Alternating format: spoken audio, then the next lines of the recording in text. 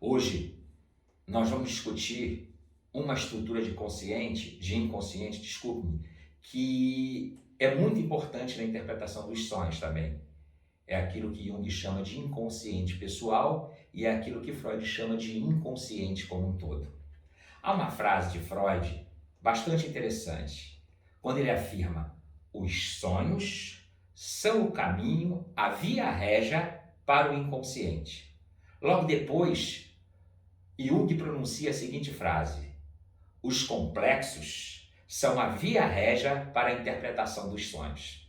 Dois grandes homens, dois momentos da história. O primeiro de Freud: os sonhos são a via régia para o inconsciente. A segunda frase, a de Jung: os complexos são a via régia para a interpretação dos sonhos. Senhores, senhoras, hoje vamos tratar de complexos. Essas estruturas que habitam o inconsciente pessoal. A ideia de complexo para Jung, ela surge desde a época do Burgosoli. Aliás, a palavra complexo já tinha sido cunhada no passado por outro psicólogo, mas Jung teve a sobriedade de enriquecer, de esclarecer, de dar uma ideia mais profunda do que seria um complexo. E isso começa desde a época do Burgosoli, quando Jung começou a fazer os seus primeiros experimentos do teste de associação de palavras. O primeiro livro que Jung publica é um livro sobre o teste de associação de palavras. Vamos passar meio a voo de pássaro sobre o que seria o teste de associação de palavras. Ele utilizava um psicogalvanômetro, um equipamento que era colocado no corpo da pessoa, tá? Usava gravador, tá? E relacionava uma série de palavras, na qual, quando ele pronunciava a palavra, automaticamente o paciente tinha que associar com a primeira palavra que vinha na cabeça dele. Era uma coisa muito simples, ele falava casa, bonita, céu, paciente azul, e o paciente ia respondendo numa dinâmica. Na medida que ele ia perguntando, o paciente ia respondendo. O problema é que havia algumas palavras que, quando Jung as pronunciava, o paciente travava, o delay da resposta era muito grande e muitas das vezes o paciente não conseguia responder. E o psicogalvanômetro observava variações na condutibilidade elétrica da pele desse paciente. Isso chamou a atenção de Jung. Por que determinadas palavras não causam nenhum problema? Automaticamente o paciente associa uma determinada resposta. E por que algumas palavras o paciente não consegue associar, associa com respostas esdrúxulas e há uma alteração na sua fisiologia? A partir desse momento, Jung conclui que essas palavras que provocam todas essas alterações são palavras que têm uma ligação direta com o material complexivo. Esse teste de associação de palavras virou um livro e contam os biógrafos que Freud já sabia desse livro e ele aguardava tão ansiosamente a publicação desse livro, porque vejam vocês, essas duas almas se reconhecem justamente nesse momento. Por quê? Porque o teste de associação de palavras dava um salvo-conduto científico para a teoria freudiana da época, que é a teoria de que há algo inconsciente, tá?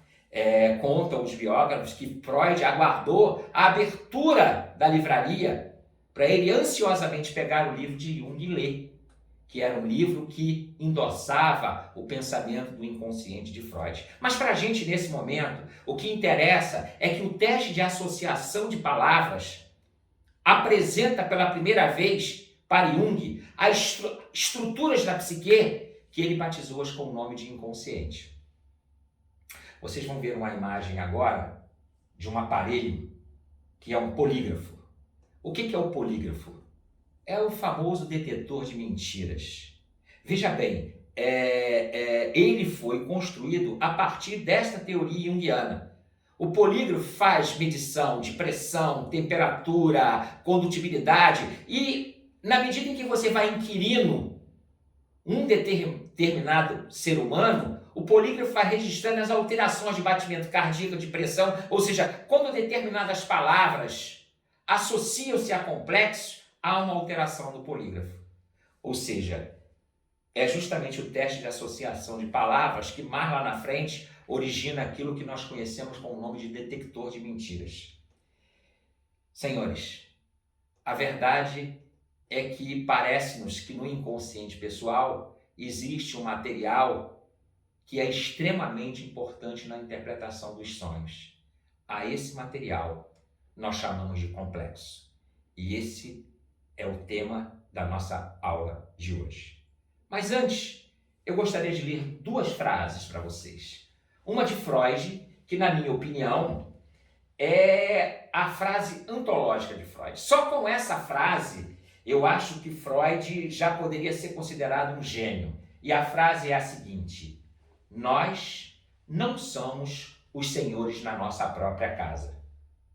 Uma outra frase é de um filósofo chamado Gilles Deleuze, na qual ele diz o seguinte: pensar vai depender das forças que se apoderam do nosso pensamento. Ora, por que eu considero tanto a frase de Freud? Porque a frase de Freud, nós não somos os senhores na nossa própria casa, que se encontra na interpretação dos sonhos, ela cria a terceira ferida narcísica na humanidade. Nós sabemos que a primeira ferida narcísica da humanidade foi dada por Nicolau Copérnico, quando ele, direcionando o seu telescópio para o céu, derruba a teoria geocêntrica de Ptolomeu e da Bíblia, que dizia que a Terra era o centro do universo e todos os astros giravam ao redor da Terra. Com Nicolau Copérnico, nós observamos que a Terra é mais um grãozinho de areia no espaço. E a teoria certa não é a geocêntrica, sim a heliocêntrica, que pelo menos para o sistema solar, o centro é o Sol e é a Terra que gira ao redor do Sol. Essa foi a primeira ferida narcísica que nós tivemos. Não estamos no centro do universo. Somos apenas um grãozinho de areia que está transmigando no espaço. A segunda ferida narcísica da humanidade, ela ocorre com um cidadão chamado Charles Robert Darwin, ou Charles Darwin, quando ele nos pronuncia a teoria da evolução das espécies, provando que nós viemos do mineral ao vegetal, ao animal, ao hominal, não saímos prontos da essência divina. Essa foi a segunda ferida narcísica da humanidade, a teoria da evolução das espécies. A terceira ferida narcísica, filósofos consideram essa frase de Freud quando ele diz: nós não somos os senhores na nossa própria casa. Ou seja, você não mora aí sozinho. Há outras estruturas que moram aí, que com o passar do tempo nós começamos a chamá-las de complexos. Deleuze também, grande filósofo, grande psicanalista, afirma a seguinte coisa: pensar vai depender das forças que se apoderam do nosso pensamento. A frase de Deleuze chama a nossa atenção de que nos parece haver conteúdos psíquicos autônomos que participam do processo de pensamento. Deleuze endossa o pensamento de Freud. Nós não somos os senhores na nossa própria casa. Parece-me que existem conteúdos psíquicos autônomos que interferem, que interagem no nosso pensamento. Abrimos aspas mais uma vez para Deleuze. Pensar vai depender das forças que se apoderam do nosso pensamento. Que forças são essas? São os complexos. Atentemos para a seguinte frase: complexos não são doenças, são condição sine qua non da atividade psíquica. Sem eles, a psique paralisa.